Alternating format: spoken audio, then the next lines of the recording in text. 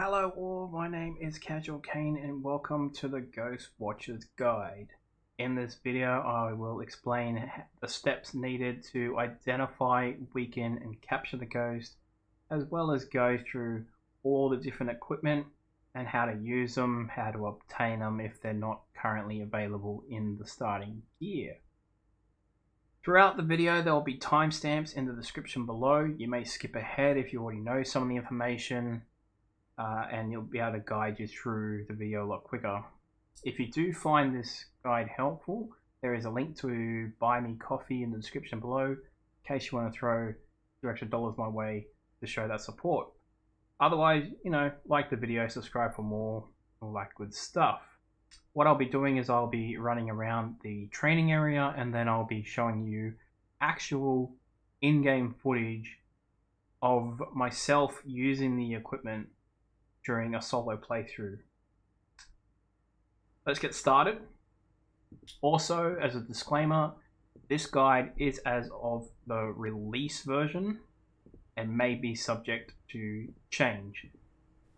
Before I go into the equipment details, I'll quickly show you the iPad here, or the tab menu. And here is where you need to identify the ghost type, the age, and the mood. These are determined by certain evidence types given by the ghost themselves, some interactions, or the map itself. To get the ghost type, you'll need to identify the temperature that it gives off using the thermometer, the EMF sensor reading, and if there's any footprints or any evidence with the UV light around the map. So for instance, you have the thermometer, and you can get up to 4 different types of readings.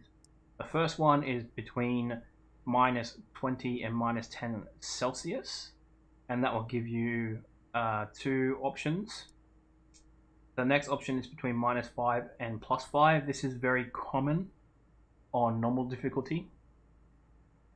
The +10, +30 will only give you the child, and the +45, +55 will give you the demon and the vampire. When you do go above certain readings, the thermometer will beep and indicate that it has reached something that it can identify. Next we have the EMF sensor. This has 4 options, I believe. There is an EMF reading of 1 and 2, an EMF reading of 3, of 5, and of red 3. I will explain these more once I pick up the EMF, but this is another way to identify the ghost. And the last one is footprints.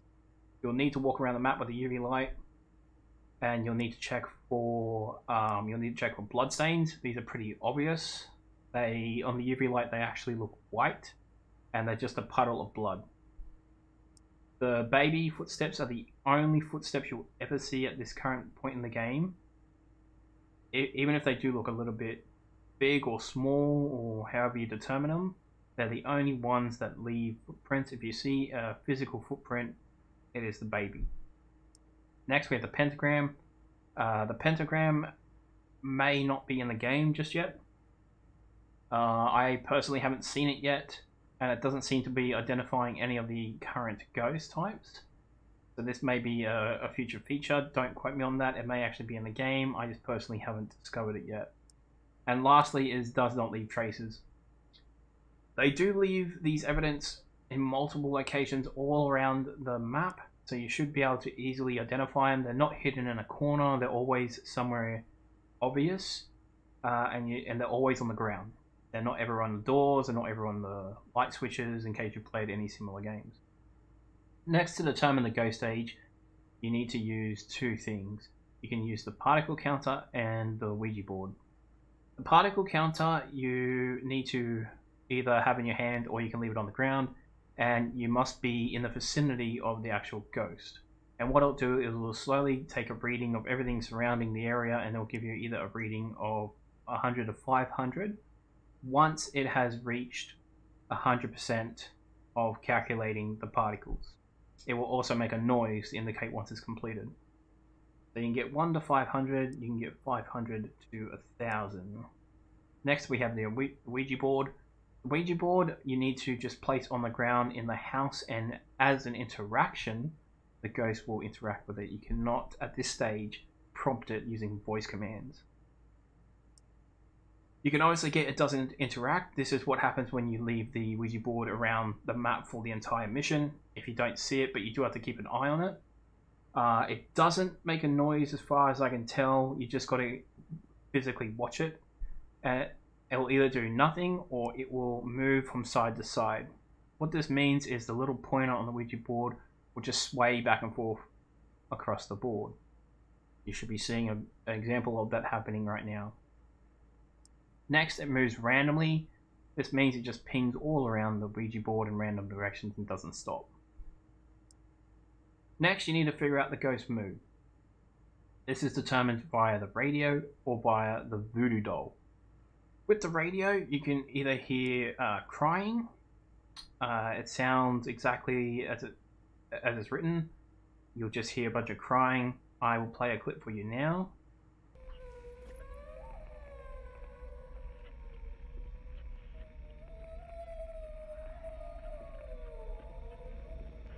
Or there's growling. I personally haven't come across growling yet. As I'm now higher level, I should be able to get the growling as a option, but I have read on the Discord that it sounds exactly like growling, and both of these are very different from each other, so you should be able to tell. With this in particular, once again, the ghost has to be in the vicinity. There is voice commands, but as far as I can tell, it's just a random interaction that happens.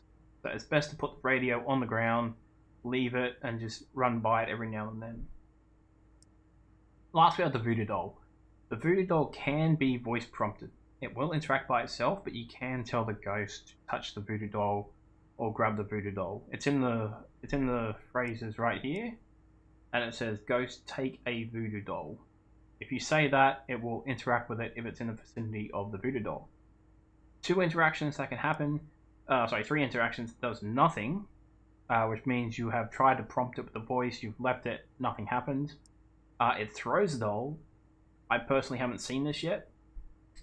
And lastly, it raises the voodoo doll. It basically picks it up and drops it like a rock. It will just keep picking it up and dropping it. And I'll show you an example of that right now.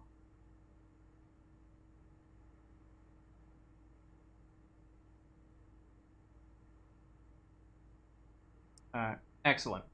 So once you've identified the ghost type, the ghost age, and the ghost mood, let's just, for example, pick the poltergeist young and calm. You will now have the option to enter the weakening phase of the ghost.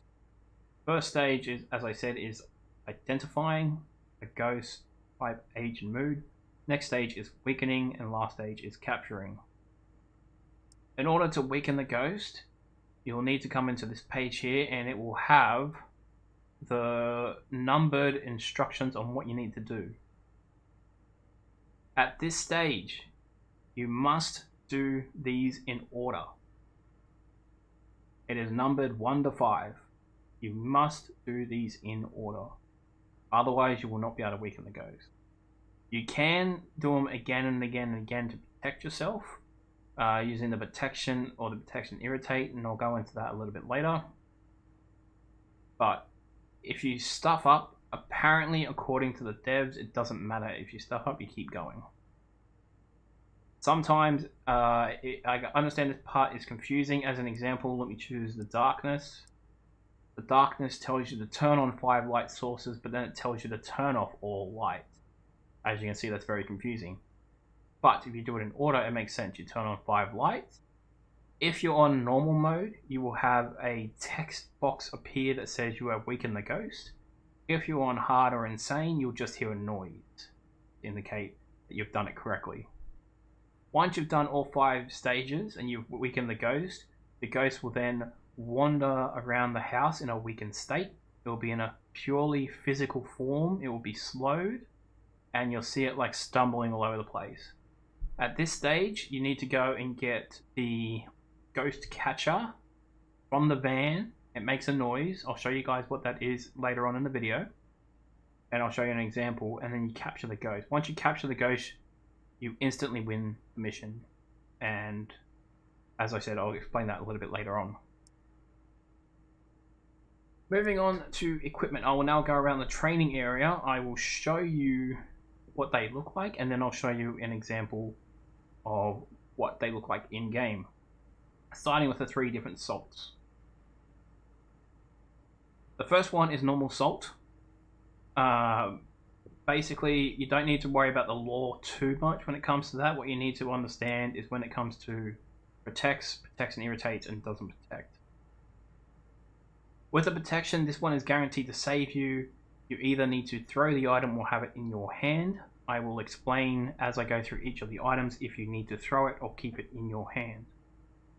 The protects and irritates is part of second objective in the mission,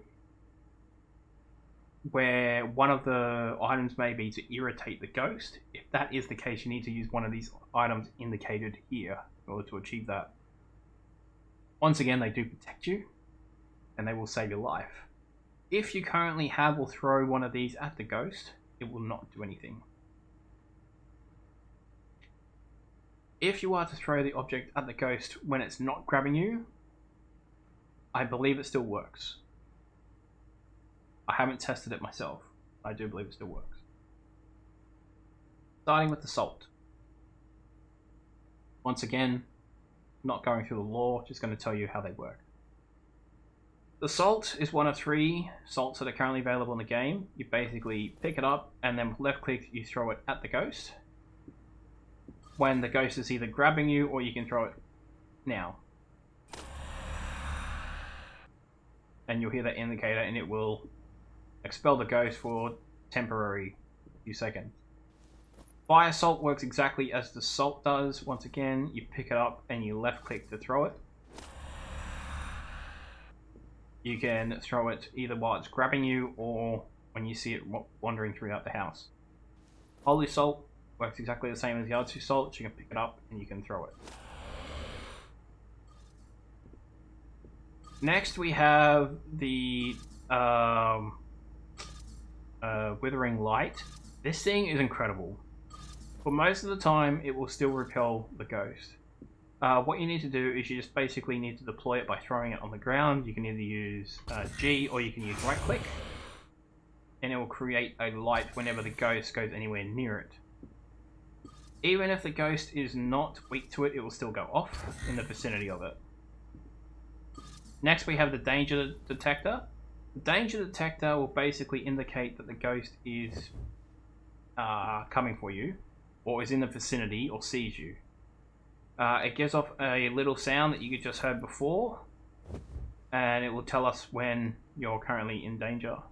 I'm trying to get it to trigger now, but I'll show you a working example in game now. And holy water. Next we have the plasma absorber. I highly recommend you take this as well into the house as one of your primary defenses.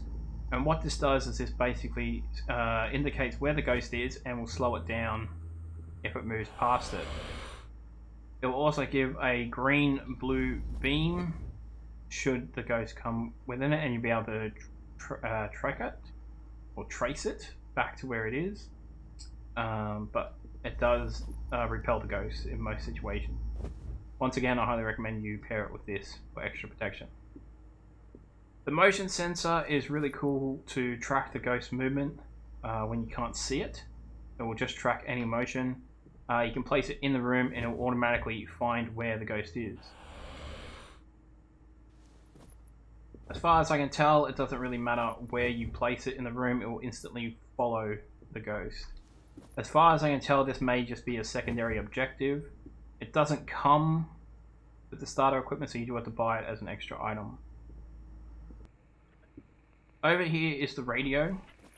The radio is where you use the voice prompts using the push to talk, whatever you have it bound to. By default it is currently V. You can use certain phrases that you will find in the phrases section, and you can use any of these to try and get a response. Some of the ones that I do know work really well is give us a sign and show yourself. If you do say show yourself and you need to take a photo of the ghost, I highly recommend you take a camera with you before you prompt this one. It will show up and it will pose for you. When it comes to the actual ghost sound itself, you don't have to use the voice prompts. You can put it near the ghost and it will either cry or will start growling. The magic powder is another throwable item that you can use on the ghost, and it's another tracking ability. I believe this is used more for the advanced type of ghosts rather than the simple ones that you get on normal mode or at a low level. You can throw it on the ground. It will attach itself onto the ghost, and as the ghost moves, it will leave this mist so you can track it down. This is really handy if you want to speed up some of the hunts to get some of the weakening phase done, because you'll be able to tell where it is or where it's coming from in order to get it to grab you, complete the objectives. Next we have the floodlight. This is one of my favorite items in the entire game. A lot of light spray throughout the house. It's pretty straightforward. You throw it on the ground, it never ever goes off, and it gives a decent light source. This you will have to purchase from the shop once you're in game. Back over here we have the UV flashlight. The UV flashlight is great. I recommend that at least one of your team walks in with this straight away, as it gets one of the identifiers right off the bat. And what you need to do is you need to walk around the map and you will see footprints, or you'll see bloodstains, pentagram. If you don't see anything and you've walked around most of the map, that means that it doesn't leave any traces as your evidence. Next we have the EMF sensor. The EMF sensor works like in any other game. It has the 5 bars. However, in this game, as stated before, you'll need to indicate whether it is a reading of 1 or 2, an exact reading of 3, an exact reading of 5, or a red 3 indicator. The red 3 indicator is at the very bottom of the EMF, as you're seeing on your screen. As an example, I will walk up to this, and you can see that this one would in fact be a demon because it's giving us red 3 reading. You also need to be right next to the ghost in order to get the correct reading. So maybe give it a few attempts and walk around with it once you do start getting a reading. Next you have the Ouija board. This one is a drop in place interaction tool. All you need to do is you just need to run and place it somewhere inside the building. The ghost will use it as an interaction to either give you a sway which goes back and forth, or it will ping around randomly like that to indicate that it's going in random directions. There is no voice prompt for this, you just have to leave it, and once the ghost comes into range of it, it will interact with it if it does do an interaction. Normally it could take anywhere from 5 to 15 minutes, so I suggest that you leave it and just come check on it every now and then. Next we have the thermometer. The thermometer is a tool that you will need to walk around with, and you do have to keep an eye on. It does work on the ground, and it does give off a sound once it has identified different temperatures. For example, if I was to go up to the training dummy, it is currently indicating that it has a temperature of over 50, and it has given off a sound. This will happen every single time there is a identifiable temperature. Once again, the temperatures are going to be either -10 to -20 Celsius, -5 to +5 Celsius, +10 to +30, or +45 to +55. Particle counter. The particle counter, you need to be in the vicinity of the ghost, and it will reach up to 100% once it's fully charged. Once it's fully charged, it will make a noise and give you a proper reading. I will show you an example in the training area right now.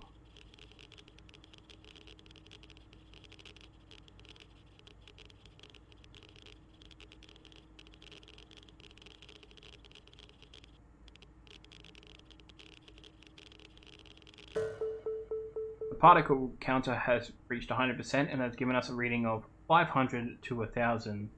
This is one of two outcomes. It can either be 100 to 500 or 500 to 1000. The Voodoo doll is an interaction that can be triggered by a voice prompt or just randomly by the ghost if it happens to be in the vicinity of it. What you need to do is you need to place it somewhere inside the map on the ground, and once the ghost is in range of it, it will interact with the Voodoo doll. You can use phrases from the phrases tab which says, "Ghost, take a Voodoo doll." ghost take a voodoo doll, and it will either raise it or it will throw it. There's also the possibility that it will do nothing. If you leave the voodoo doll in the map and it's been past 20 minutes and you are sure the ghost has been in the vicinity of it, it means that it did not interact with the voodoo doll at all. Next we have the video camera with a motion sensor. This works exactly like the motion sensor does, however it also has the functionality of the video camera. The video camera will be shown later on in this video, but basically the way the video camera works is if you're in the vicinity of the ghost, it will just randomly shake. It does not have night vision and does not track ghost orbs or anything like that from the other types of similar games. If you have the objective to track the ghost with a video camera, I highly recommend this one, as it will always follow the ghost movement and show you exactly where it is at all times, which can also be seen from the van monitors. Next we have the photo camera with motion sensor. This will automatically take photos once it has detected movement. This is absolutely fantastic if you need to get the objective to take a photo of the ghost and you don't want to try and capture it yourself. So you place it down, it will automatically go to where the ghost is located and it will take a photo as soon as it comes close enough.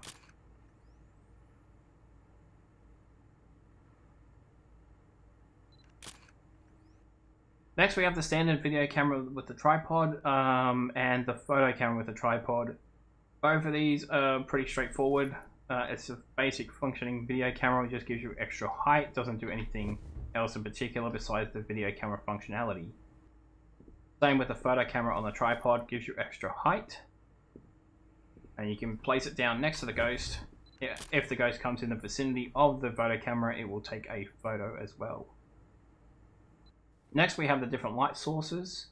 You have the standard flashlight, which gives you just a small little beam. You have the bigger flashlight, which gives you a much wider beam. And you have the lighter, which is used mostly throughout the weakening stage to light candles. The only functionality of the lighter is to light candles. Or just create a cozy atmosphere. It does make an odd sound though when you turn it on and off. That is because with one of the ghost types there is the instructions to light 3 candles and then blow them back out later on. Next we have the handheld cameras. The photo camera is pretty straightforward. It has, I believe, 3 shots and you need to be really close for the ghost in order for it to count. The easiest way to get a photo with the handheld camera is you tell the ghost to show itself using voice commands and then take a photo. Video camera works exactly like the ones on the tripod. Once you become in the vicinity, it will shake from side to side to indicate that the ghost is near. Next we have the defenses. These are extra defenses just like the salt. Each of these will play a role within the weakening phase or in the secondary objective phase. First up we have the holy water. In order to use it, you need to either have the ghost grab you, or if you see the ghost walking around the map, you may throw up the left mouse button.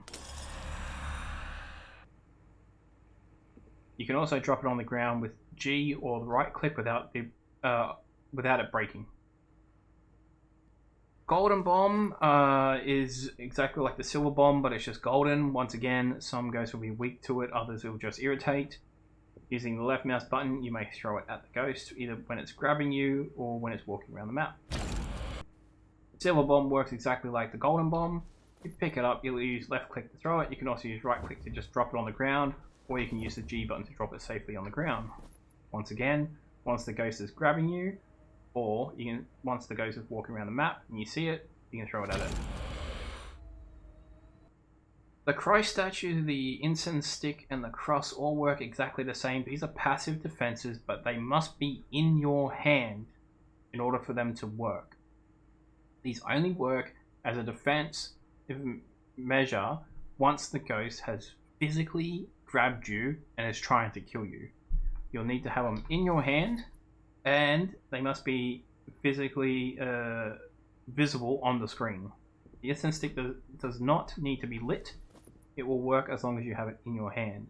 Once again, all three of these are passive. They do not work on the ground. They need to be in your hand. So, last but not least, you have the Holy Fire, the Ritual Dagger, and the Ghost Catcher. The Holy Fire is a bit of an interesting one. This one, I'll be honest, I don't know if it works in your hand. I do believe it has to be thrown. We can double check quickly. Because I have personally not used this one yet.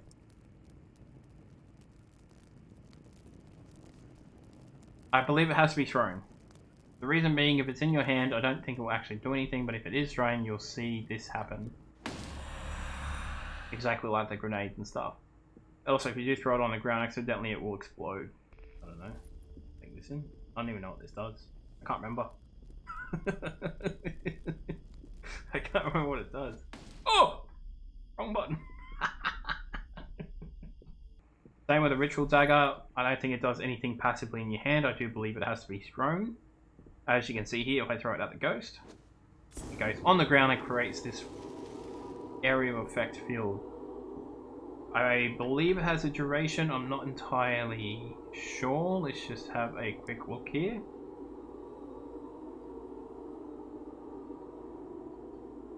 Yeah, it does have a duration.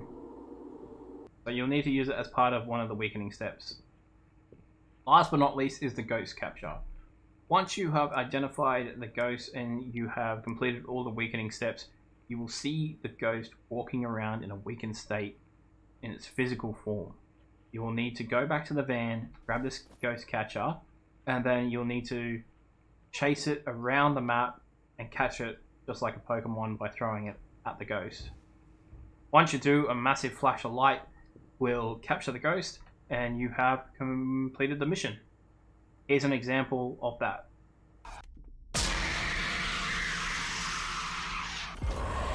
There we go. And that's how you capture it, boys. GG. Throughout each map, there will be 2 items found inside the house which you can use. One is a cursed toy, which will be needed during the weakening stage of the ghost once you've identified it. You need to either throw this at the ghost or have the ghost interact with it. Just be wary, as described in the encyclopedia, the ghosts tend to be drawn towards the cursed toy. This is so you may have to move it away from your defenses, or if you want to stay safe, you may move it in between your defenses. The other item is the mirror. The mirror will show you where the ghost is at all times. This is a good indication of how to track the ghost if you need to interact with it for any reason. Next, I'll show you an example of a successful ghost capture. I will go through each stage of identifying the type, the age, and the mood. I will then go through the stages of 1 to 5 of weakening and capturing the ghost.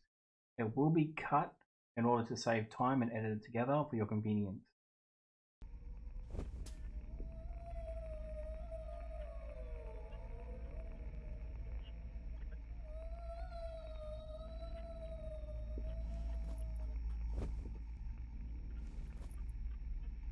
Alright. So we have an indication that it was crying earlier. We do have a reading of 500 to 1,000 and there is no traces of footprints anywhere. And we just got the raises of the Voodoo doll and the random Ouija board. So the only thing we need to do, this is a secondary objective. Gonna do that, stand in between my protection. Moves randomly. Raises Voodoo doll. It is a calm ancient, and we're still trying to figure out the other stuff. There is an EMF reading, but I keep missing it.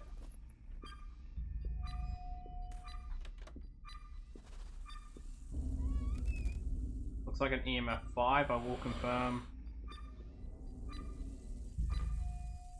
in a little bit, but I got a feeling that is EMF 5. Strange. EMF 5. Okay. It's EMF 5.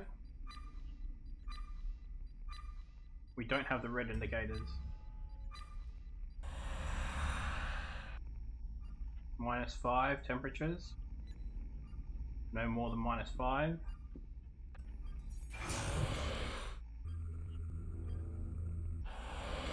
-6, -5, -7. But it's not going to -10. I can confirm that the ghost is a Jinashi. I think that's how you pronounce it. It is ancient and it is calm. This is the weakening stage. These items will protect me, these will irritate it, and these don't protect.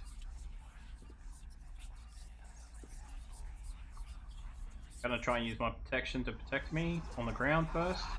Got it. Didn't have to use my fire salts, which is excellent. So we need to use holy fire, holy salt, summon the spirit using the cursed mirror. Going to attempt the holy fire now.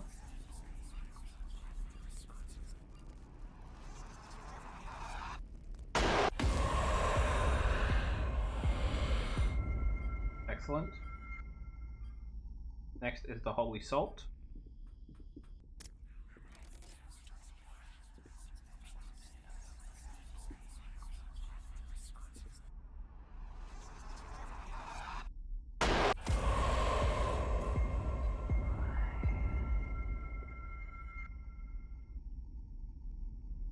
The third step is to summon the spirit using the cursed mirror.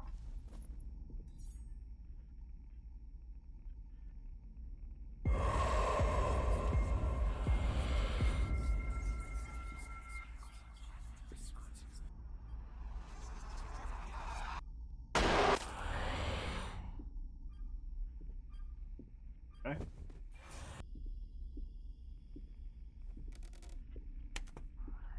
The next step is to use the cross as defense.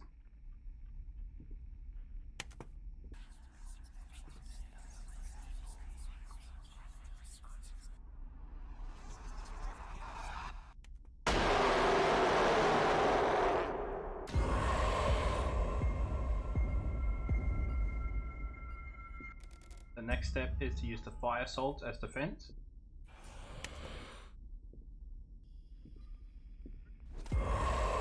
There we go. I barely saw it. The next stage is to use the withering light. And the last stage is to catch the ghost. So I just need it to trigger this thing down here. And then I throw the Pokeball at it. And we got it. Show yourself.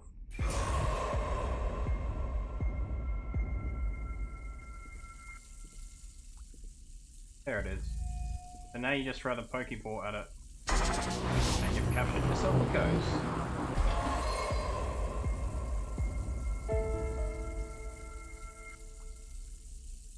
As of making this video, the Ghost Watchers development team have released a how to play section. If you have the latest version of the game, you should see it here in red text. If you click on it, basically tells you what you need to do on each map in order to identify the ghost. So you need to use tools to find out the special properties of that ghost. You know, its mood, its age. Then you need to find the right ritual in order to weaken it so that you can capture it, and then use the tool from the van to capture it. It tells you basically what to do with the tab section of the game and importing the data. The one section I do want to point out is the difficulties. So on normal difficulty, you experience the game as is. On hard difficulty, it says you lose your tools when the ghost takes you away. This explained in some of my videos why I lost a UV light and all that. I believe on, and don't quote me on this, but on normal I think you just drop them on the ground, but on hard you actually do lose them, unless they are also talking about you lose them on the ground and you can pick them back up. The other thing is they lock the front door at the moment of attack. To me, that tells me that on normal difficulty you can walk outside and be safe. I don't ever test that. You guys can test that yourself. It's up to you. Insane difficulty, I think, has all the hard difficulty debuffs or what's the right word, like conditions. But they also break the electric tools in your hands that you're carrying. That doesn't say it only happens while you're being taken away, so I believe they can do it at any time, and then you'll have to go purchase some more. The other thing is they can hunt you outside the house. That includes the van. They can come into the van and kill you. That has been confirmed on Discord. And many of the items have only got one charge. So if you do plan on doing hard difficulty or insane difficulty, make sure you have got some money to replenish those tools. Is the advice I'd give you then. And the last thing is it just tells you how the protection items work and what you do if you're playing multiplayer. That was the Ghost Watchers Player's Guide. I hope this guide has helped you out. If it has, please consider clicking the link in the description below just to drop some support. It's called Buy Me a Coffee. I would highly appreciate it. Otherwise, as always, you guys can give the video a like, drop some comments, and subscribe if you want to see more Ghost Watcher content and related content. Thanks guys, see you in the next one.